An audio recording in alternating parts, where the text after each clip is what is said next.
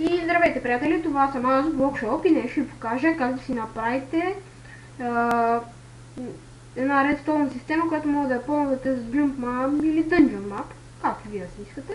По-точно за Dungeon Map, защото Jump Map е повече с джъмпове.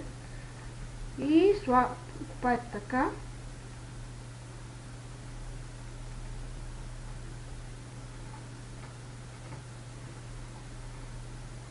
Слагате лава.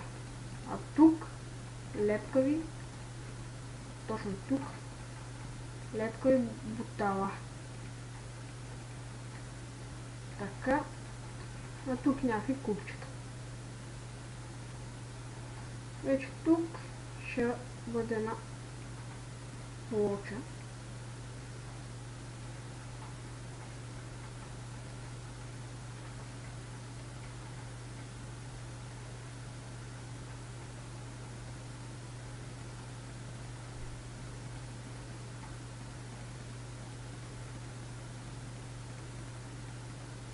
Правите така до края на пистите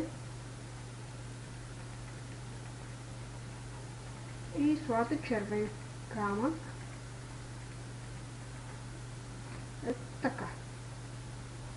После слагате червенокави инсталатори, които ги цъкате на едно. Така.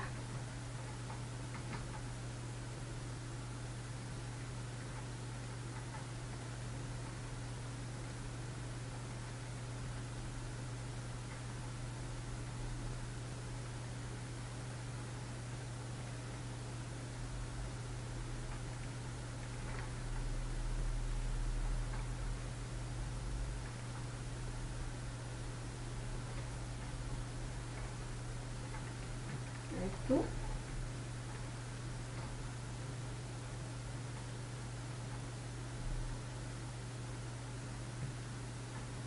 Манете този червен каменен инсталатор.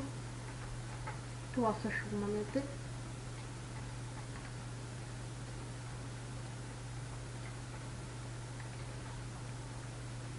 Че нещо се бъгва.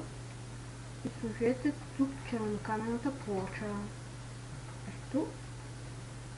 Така. А тук го запълнете. Сега почвате да прикривате вашата редстоун система. Ето така.